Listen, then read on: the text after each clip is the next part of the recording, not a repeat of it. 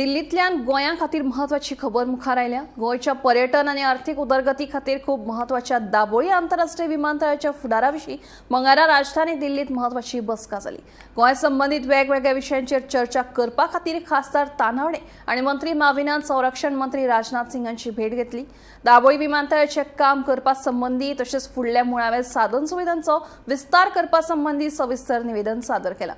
हे बसके उपरांत गोंयच्या हवाई जोडणीक नवे बळगे मेळटले अशी आस्त निर्माण जाल्या।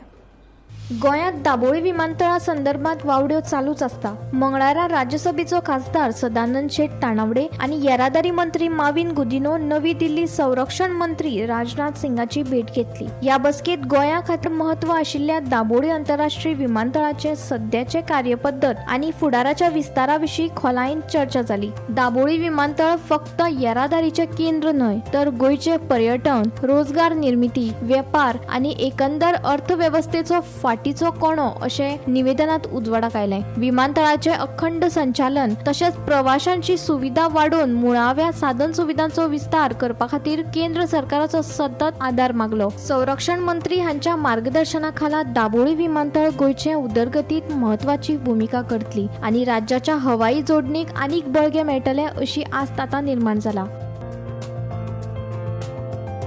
Bureau report Gomantak TV.